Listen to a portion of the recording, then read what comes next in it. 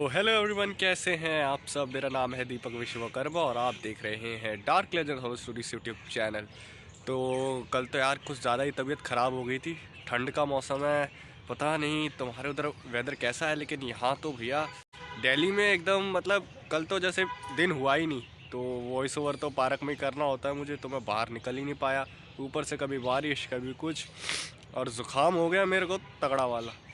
अभी भी मेरे को ज़ुकाम ही है, हो सकता है आवाज़ से कुछ 19-20 लगे, लेकिन मैं कोशिश करूँगा ना हो ऐसा। तो अगर चैनल पे नए होता है चैनल को सब्सक्राइब कर लो। अभी तबीयत ठीक नहीं लग रही है अभी मेरे को, लेकिन क्या करें, कल वीडियो बनाई नहीं, लेकिन आज ज़रूरी थी, वीडियो बनाना भी ज़रूरी है। तो कोई बात नहीं, शुरू करते हैं बिना किसी देरी के। नए हो तो सब्सक्राइब कर दो और साथ ही साथ नोटिफिकेशन बेल को भी ऑन कर लेना, ताकि न्यू वीडियो आए तो नोटिफिकेशन पहुँच जाए। तो चलिए शुरू करते हैं बिना किसी देरी के।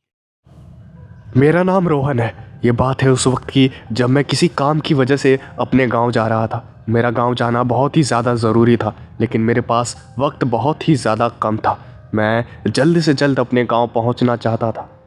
मैंने ट्रेन और हवाई जहाज़ और बस की टिकटें बुक करने की बहुत कोशिश की, लेकिन मुझे उन तीनों में से किसी की भी टिकट नहीं मिली।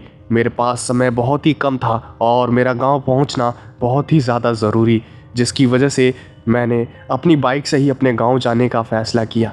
ये फ़ैसला मुश्किल तो था, लेकिन मेरे पास और कोई रास्ता नहीं था और मैं अपनी बाइक में फुल पेट्रोल भरवा के अपने गांव की ओर चल दिया। पूरे दिन बाइक चलाने के बाद मैं काफ़ी ज़्यादा थक गया था, लेकिन मुश्किल की बात तो तब आई जब मैं रास्ता भटक गया। और रास्ता भटकते भटकते मैं एक सुनसान रास्ते पे पहुंच गया, जहां पर एक पनवाड़ी बैठा हुआ था। मैंने उस पनवाड़ी से अपने गांव का नाम लेकर रास्ता पूछा और उस पनवाड़ी ने कहा कि बेटा, ये जगह तो बहुत ही ज़्यादा दूर है। तुम गलत रास्ते आ गए हो। अगर तुम वापस से मुड़ के जाओगे तो तुम्हें और भी ज़्यादा देर होगी। अगर तुम्हारा गांव जाना इतना ज़्यादा ज़रूरी है और तुम्हें कम समय में पहुंचना है, तो एक रास्ता है और वो रास्ता जंगल के बीचों बीच से होके गुजरता है। वो कच्चा रास्ता काफ़ी ज़्यादा छोटा है और मुझे पूरी उम्मीद है कि अगर तुम उस रास्ते से जाओगे तो अपने गांव आसानी से पहुंच जाओगे। लेकिन ध्यान रखना, वो रास्ता काफ़ी ज़्यादा सुनसान है और डरावना भी। बाइक संभाल के चलाना उस कच्चे रास्ते पे। मेरे पास और कोई रास्ता नहीं था। मुझे जल्द से जल्द अपने गांव पहुंचना था और मैं कुछ भी सोच समझ नहीं पा रहा था, जिसकी वजह से मैं बिना सोचे समझे ही उस कच्चे रास्ते पे अपने बाइक को लेके निकल पड़ा। काफ़ी देर बाइक चलाने के बाद मैंने ध्यान दिया कि मेरी बाइक में कुछ ना कुछ प्रॉब्लम हुए जा रही है। मेरी बाइक ठीक से नहीं चल रही है और जिसका डर था वही हुआ। काफ़ी लंबे वक्त तक बाइक चलाने के बाद मेरी बाइक की स्पीड धीरे धीरे कम होने लगी अपने आप, और मैं काफ़ी ज़्यादा परेशान हो गया और मेरी बाइक अपने आप ही रुक गई। मैंने आसपास देखा तो काफ़ी ज़्यादा अंधेरा था और वो कच्चा रास्ता मेरे सामने था। वो कच्चा रास्ता पूरी तरह से सुनसान था। मैं काफ़ी ज़्यादा परेशान हो गया कि अब मैं क्या करूं, क्योंकि मेरी बाइक ख़राब हो चुकी थी। रात के अंधेरे में मेरी घबराहट और भी ज़्यादा बढ़ रही थी। मुझे यही लग रहा था कि कोई चोर लुटेरा ना आ जाए, और मेरे पास कोई भी रास्ता नहीं था, जिसकी वजह से मैंने अपनी बाइक को कोने पे लगा दिया और वहीं एक साइड पे बैठ गया, इस उम्मीद में कि कोई ना कोई तो शायद यहाँ पर आएगा और मेरी मदद करेगा। लेकिन काफ़ी घंटे बीत जाने के बाद भी वहाँ पे कोई भी नहीं आया और मैं और भी ज़्यादा परेशान होता गया। लेकिन अचानक से मैंने कुछ आवाज़ सुनी। इस साइकिल की घंटी की आवाज़ सुन के मैं काफ़ी ज़्यादा खुश हुआ और मुझे लगा कि चलो कोई तो मेरी मदद के लिए आ गया। और मैंने देखा कि एक अंधेरे में से एक बूढ़े अंकल साइकिल पे आ रहे हैं, और वो अंकल एक पोस्टमैन थे जो कि साइकिल पे सवार थे। मैंने उन अंकल से मदद मांगी और उन अंकल ने कहा कि अच्छा अच्छा बेटा, घबराओ मत। मैं आ गया हूँ। मेरे पास एक रास्ता है। मेरा घर तो यहाँ से काफ़ी ज़्यादा किलोमीटर दूर है और मैं काफ़ी ज़्यादा बूढ़ा हूँ, तो मैं बैठाकर साइकिल तो चला नहीं सकता। लेकिन मेरे पास एक रास्ता है। यहाँ से कुछ किलोमीटर दूर एक घर है। वहाँ काफ़ी भले लोग रहते हैं। मैं तुम्हें वहाँ छोड़ देता हूँ। वो तुम्हें पक्का सुबह तक अपने घर में रख लेंगे और जब सुबह हो जाए तो तुम अपनी मंजिल की ओर चले जाना। मेरे पास कोई और रास्ता नहीं था, जिसकी वजह से मैंने उन बूढ़े अंकल को हाँ कर दी और फिर वो बूढ़े अंकल आगे आगे साइकिल लेते चले गए और मैं पीछे से अपनी बाइक को धक्का मारते हुए उनका पीछा करने लगा। काफ़ी देर तक मैं बाइक को धक्का लगाता रहा और उन अंकल का पीछा करता रहा और आखिरकार वो एक घर के सामने आके रुके। उन्होंने मुझे इशारा किया कि यही वो घर है और मैं उस घर के दरवाजे पर गया और मैंने दरवाजे को खटखटाया। मैं अंदर से एक आदमी निकला और मैंने उससे कहा कि अंकल, मैं काफ़ी ज़्यादा परेशान हूँ, मेरी बाइक रास्ते में ख़राब हो गई है और मुझे अपने गांव जल्द से जल्द पहुँचना है, लेकिन मेरी बाइक ख़राब हो चुकी है, मुझे कुछ समझ नहीं आ रहा मैं इस काली अंधेरी रात में क्या करूँ।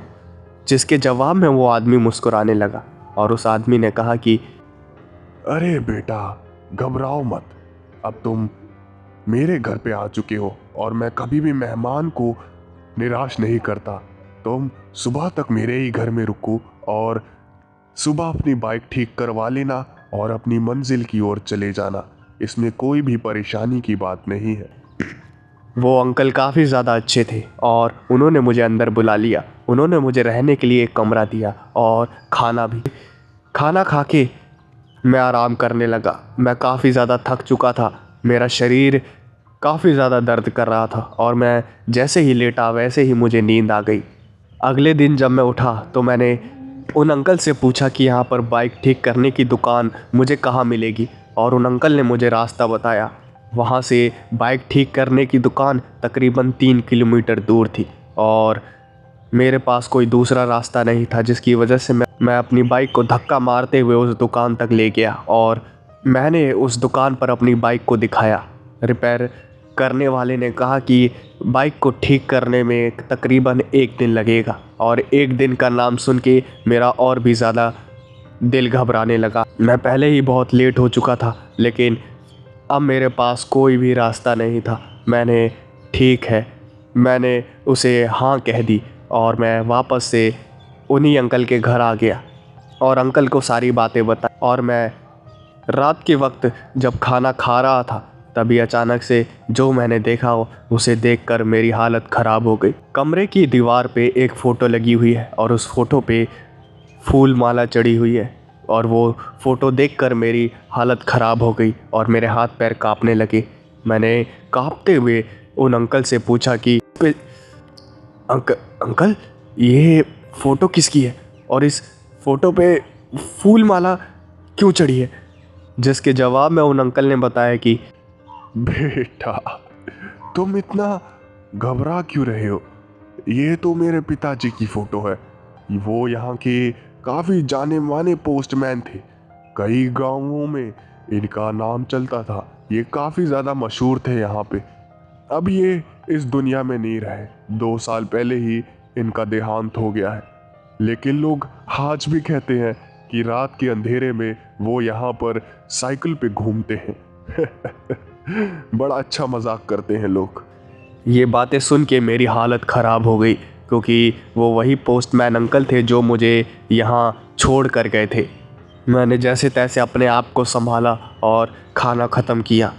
सुबह होते ही मैं उस दुकान पर गया और अपनी बाइक को वापस लेकर आया और उन अंकल का शुक्रिया अदा करा और अपनी बाइक को स्टार्ट करके अपनी गांव की ओर चल दिया। और जब मैं अपनी गांव की ओर जा रहा था तभी मैंने अचानक से उन्हीं पोस्टमैन अंकल की साइकिल की घंटे की आवाज़ सुनी। मेरा नाम सचिन है। पेशे से मैं एक सिक्योरिटी गार्ड हूँ और मैं रात को एटीएम पे सिक्योरिटी गार्ड की नौकरी करता हूँ। वैसे तो मुझे सिक्योरिटी गार्ड की नौकरी करते हुए कई साल बीत गए और मुझे आज तक कोई भी दिक्कत नहीं हुई, लेकिन मेरी ज़िंदगी में एक ऐसी रात आई जब मेरे साथ कुछ ऐसा घटा जिसे अगर मैं आज भी सोचता हूँ तो मेरी रूह कांप जाती है और मेरे रोंगटे खड़े हो जाते हैं। ये बात है उस वक्त की जब मौसम काफ़ी ज़्यादा ख़राब था और बिजली चमक रही थी और मैं रोज़ की तरह एटीएम मशीन के पास कुर्सी लगा के बैठा हुआ था और उसकी रखवाली कर रहा था। तकरीबन रात के 2 बजे मैंने देखा कि एक आदमी एटीएम सेंटर के बाहर एक पेड़ के नीचे खड़ा है और वो मुझे ही घूरे जा रहा है। मुझे पहले तो सब कुछ नॉर्मल लगा, लेकिन वो मुझे घूरे जा रहा था। मुझे उस आदमी पे थोड़ा शक हुआ और मैंने उसे अपने पास बुलाया, लेकिन वो आदमी वहाँ से कहीं दूर जाने लगा। मुझे उस आदमी पे शक होने लगा। मुझे लगा कि वो आदमी किसी गलत इरादे से आया है, और मैंने यही बात सोच के अपनी बंदूक निकाल ली और फिर एटीएम की रखवाली करने लगा। तभी अचानक से मैंने देखा कि वही आदमी फिर से उसी पेड़ के नीचे आकर मुझे घूरे जा रहा है और एटीएम के ऊपर नज़र रख रहा है। इस बार मुझे काफ़ी ज़्यादा गुस्सा आया और मैंने उस आदमी को चेतावनी दी कि अगर तू यहाँ से नहीं गया तो मैं तुझे शूट कर दूँगा। और मेरी बात सुन के वो आदमी मुस्कुराने लगा। ये बात मुझे काफ़ी ज़्यादा अजीब लग रही थी कि आखिर ये सब हो क्या रहा है, ये आदमी है कौन। तभी अचानक से वो आदमी एटीएम की ओर बढ़ने लगा और उसके बढ़ते हुए कदम मुझे काफ़ी ज़्यादा परेशान कर रहे थे। मैंने उससे कहा कि क्या काम है तुझे, तू एटीएम के पास क्यों आ रहा है? जिसके जवाब में उसने कुछ भी नहीं कहा और एटीएम के अंदर घुस गया। उसने अपनी जेब से एक बंदूक निकाली और मेरे कुछ करने से पहले ही उसने वो बंदूक मेरे ऊपर तान दी। ये सब देख के मैं थोड़ा घबरा गया और वो मुझे देखकर हंसने लगा। मुझे कुछ समझ नहीं आ रहा था कि आखिर मैं करूं तो करूं क्या। तभी अचानक से मैंने अपने बगल में रखी हुई कुर्सी को उठाकर उस आदमी के ऊपर दे मारी और तभी अचानक से मैंने देखा कि वहाँ पर कोई है ही नहीं। ये सब देख के मैं काफ़ी ज़्यादा घबरा गया और तुरंत सिक्योरिटी रूम में जाकर मैंने सीसीटीवी कैमरे को चेक किया और मैंने देखा कि ना उस पेड़ के नीचे कोई आदमी था और ना ही कोई एटीएम के अंदर आया था। ये सब घटना देखने के बाद मैं काफ़ी ज़्यादा घबरा गया और मैं काफ़ी ज़्यादा डर भी गया, लेकिन मुझे समझ नहीं आ रहा था कि मैं करूं तो करूं क्या। जैसे तैसे रात बीती और सुबह मैं जब घर जा रहा था तो जो दिन में सिक्योरिटी गार्ड की ड्यूटी करता था वो आया और मैंने उसे ये सारी बातें बताई। तो उसने मुझे उस आदमी के बारे में बताया और उसने बताया कि वो आदमी इस एटीएम को लूटने के लिए कई सालों पहले आया था, लेकिन तब के सिक्योरिटी गार्ड ने बचाव के चक्कर में उस आदमी को गोली मार दी थी। और कहते हैं कि उस लुटेरे की आत्मा आज भी उसी पेड़ के नीचे खड़ी रहती है और इस एटीएम को लूटने की कोशिश करती है। ये बातें सुनने के बाद पहले तो मुझे इन बातों पे यकीन नहीं हुआ, लेकिन जो पिछली रात मेरे साथ हुआ था मैं उसे भी झूठ नहीं कह सकता था, इसलिए मैंने वहाँ से नौकरी छोड़ दी और कहीं और आ गया।